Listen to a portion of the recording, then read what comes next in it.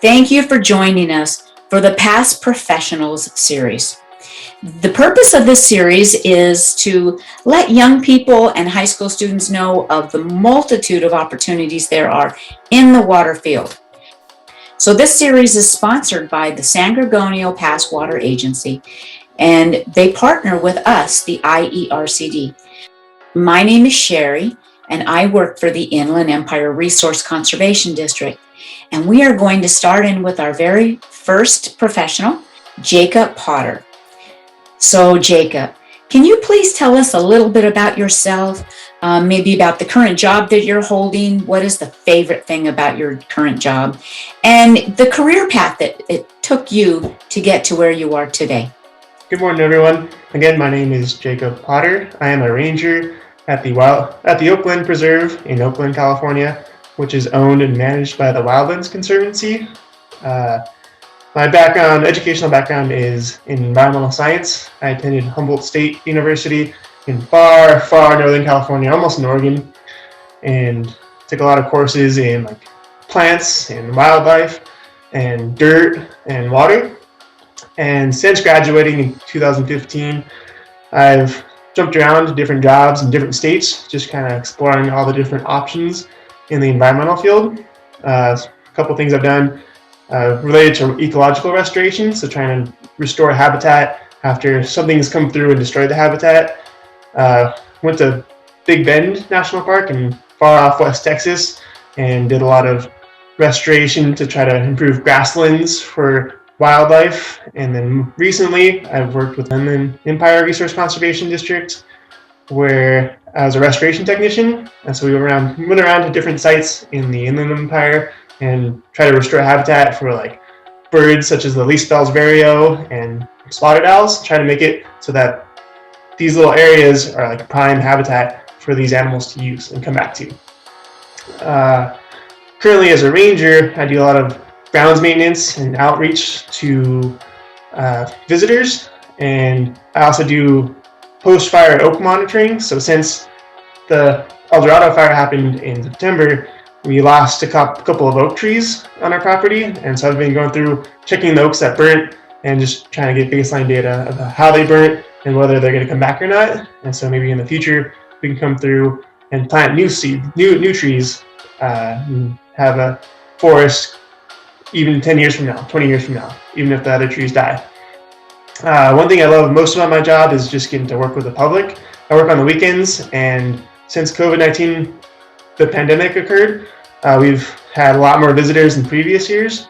So it's awesome just to be out there and have a place for people to get out and explore. And then I love answering questions, especially from little kids, about what animals they're going to see, and even from parents who are kind of curious about the preserve and the history of the preserve and what more options they can have coming to the preserve. So that's just my favorite part, because I like connecting people to the land. Wow, that's really cool. For now, the second question: how is your position related to water quality, and water health? Can you walk us through that? So the Oak Glen Preserve sits at the very top of Oak Glen. On either side of the preserve, the water either flows into Yucaipa or into Beaumont. And either way, the water flows eventually into San Mateo Creek. And so being up on top of this watershed, on top of this basin, we're responsible for protecting the land so we don't degrade the water, because the health of the land eventually leads to the health of the water. And so I pick up a lot of trash. Visitors come in, often mistakenly drop trash, so I pick up trash, make sure it doesn't go into our waterways. And then with the oak monitoring, if we end up losing a lot of oaks and we can foresee that, we can start planting new oak trees. And so there'll always be these forests up in the watershed, and the forests help clean the water, and they also provide really good habitat for animals.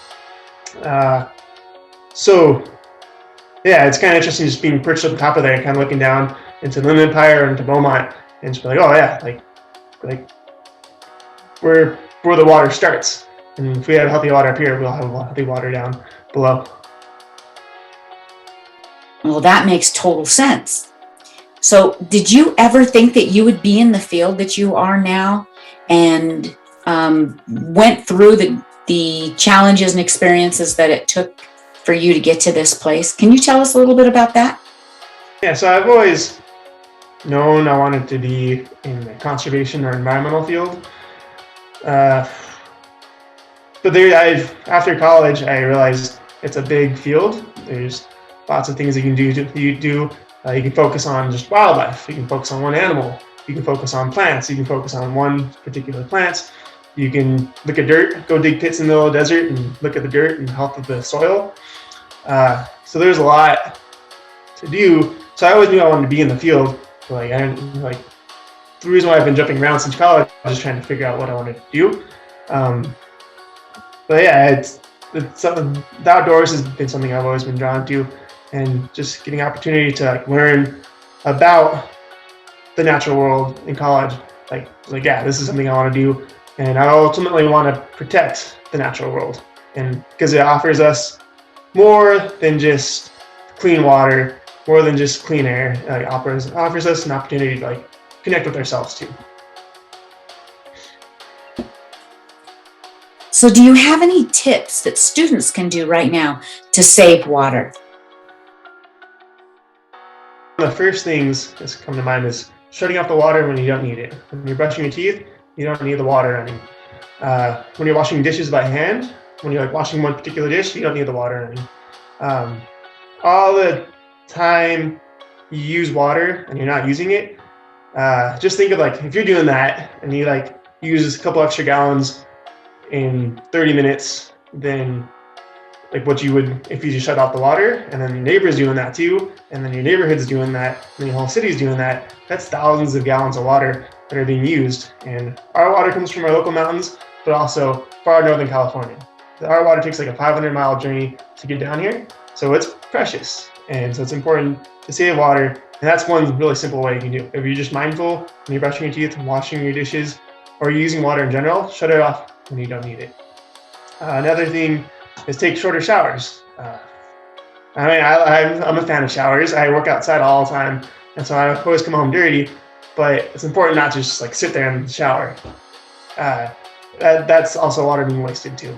5 minutes is a good goal to get to. Anything over that, shut up the water. You're done. And then another thing that takes a little bit more thinking to think about is going to thrift stores and buying reused clothes. That takes a lot of water to make clothes. It takes water to grow the cotton, and then there's a whole process to dye those clothes. That requires water, and then washing the clothes before they come to market. Overall, for a pair of pants, a pair of jeans takes 1,800 gallons of water just to grow the cotton for the pants. Plus the dye, plus washing, it's almost 10,000 gallons of water. So by going to a thrift store buying used clothes, you're not increasing demand for new clothes, because each new pair of jeans requires a ton more water. And you can also find good deals for clothes that are lightly used. And so there's no bad thing about going to thrift store. I go there pretty often. Those are great tips for students. What about homeowners or adults? Do you have any tips for them? What they can do to save water? Fix all the leaks. Just something that's constantly dripping all day, every single day, that accumulates, that adds up to a lot of water just being wasted. You could be using that water for washing your dishes, for taking a shower, for watering your plants, but if it's just dripping, it's going nowhere, not being of any use. According to the Environmental Protection Agency, each household wastes about 10,000 gallons of water every year. And so you think about every single house has that. It's the average household, 10,000 gallons. That adds up to a lot more water, and we're taking that water from habitat that animals can use. We're driving up rivers just for that. So it's important to go around and fix the leaks. Little simple thing you can do. Another simple thing is watering your lawn or your yard in the morning, especially during the summer, because if you're watering in the middle of the day, it's 100 degrees, a lot of that water is just evaporating. And then as soon as you pull the hose out, that water evaporates. Very little of it goes into the ground and into the plants. So if you water in the morning or even in the evening before nightfall, you keep more water on the ground, and it goes into the plants, and it's going to what it's meant for. And then the last thing is putting native plants in your yard.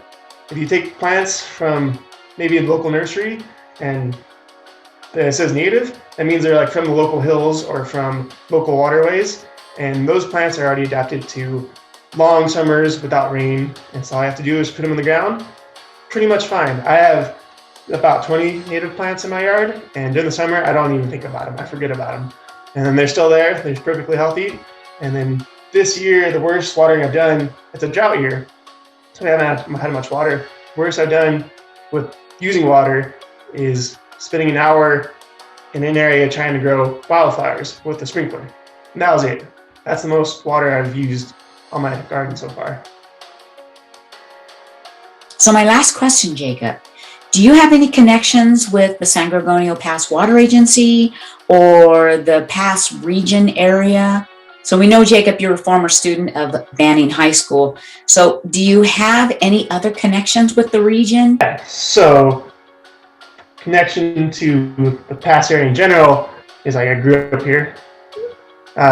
Every morning since I was a kid, I've gotten to wake up and look at Mount San Jacinto, which is to the south, and that's a 10,800 foot mountain, and then look to the north to Mount San Gorgonio, to 11,500 foot mountain, and that has always been awesome to me, just looking outside, seeing these two tall mountains kind of guarding over the towns. So that's always been special to me, and then just being able to explore on the back roads and Banning, Beaumont, Beaumont's been more involved, but there's a lot less people in the Pass area, so there's more space to just get out, and there's still a lot of beauty. It's not just overrun with houses and roads and stuff, and it's a lot slower. So even though I bounced around to like Texas and to Nevada and stuff, just being back home is always nice, because yeah, it's where I grew up and it's a beautiful place. And with the San Gorgonio Water Pass Agency, besides the water they give us, I'm also a former runner under the director Ron Duncan's I'll go back. So I know personally the director of the Pass Agency. Ron Duncan was my cross-country coach when I was in high school, and had 4 awesome years of him really working us hard and getting us in shape. Running is something I still do today, so I always appreciate all the work that Mr. Duncan has done for the team and for me, because it gave me something like I am healthy, and I'm like, sorry, back. I always appreciate all the work Ron Duncan has done for us and the team. It's given me something I still use today. So thank you, Jacob, for joining us today. It was really interesting to hear the journey that you took and to be at the place that you are today, and we really appreciate it. Thank you. So Jacob has told us a lot of things about his career path, and if any of you are interested more, you can find more information. You can find these videos, this series, Inland Empire Resource Conservation website, iercd.org. So I hope you join us. Thanks again, Jacob. Bye-bye.